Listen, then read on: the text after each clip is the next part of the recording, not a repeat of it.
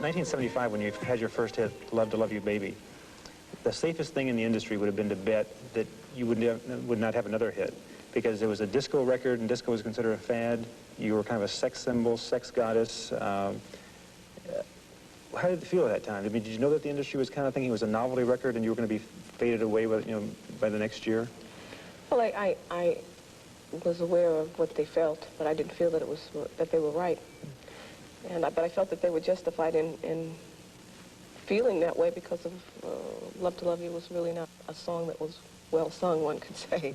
Because that was a song that you were a singer and you weren't really singing in that song. Exactly. You were making kind of the kind of sexual grunting sounds. Yeah.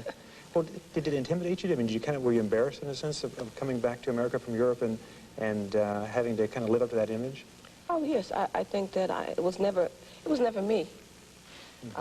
Anybody who knows me from before, they all thought it was quite a big, it was a big laugh, and because I was always cast as the funny one, and always had a great sense of humor. I was always the one that wanted to make everybody else laugh, and at any cost. Did you feel that you could overcome that? Because once people get stuck with certain images, it seems like it's really hard to change that. Ringo Starr, he's always considered the funny Beatle and so forth. Yeah. Did you think you would eventually be able to turn that around? Yeah. I don't think I ever really felt like that was what I was going to get stuck with for the rest of my life. Just because I know that my personality was much stronger than that, I felt. And that once they got to know that other person, that they would, they would accept it. You've worked with Giorgio Moroder and Pete Bellotti as producers and songwriters now since the beginning. Mm-hmm.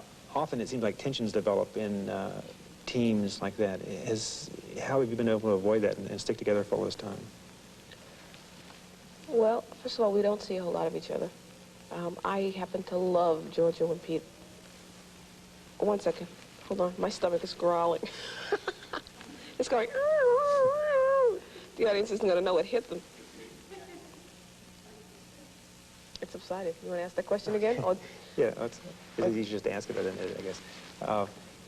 Since the beginning, you've worked with producers Giorgio Moroder and Pete Bellotti.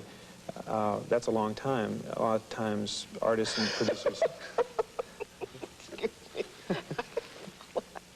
Excuse me, I'm only laughing because it's like once things start going wrong, they start going real wrong. Okay. Like candid camera. All right. Okay. We work with producers. Yeah, who are those people you work with? Okay. Wait, let me get it out, please. I can't take it. No, it's okay. Once I laugh, I'll get it over with. I have an innate need to laugh a lot, Okay. Since the beginning, you've worked with Pete Bellotti. I can't remember their names. He goes... Yeah. It's like you're reading a script now, Oh, gosh. My eyes are watering. Boy. Here we go. Now I can't watch him say this because I'll start laughing. You've worked with Pete Bellotti and Giorgio Moroder, your producers, ever since the beginning. A lot of people seem to develop tensions with their producers over a period of time, and they break away. How have you been able to maintain that relationship for so long?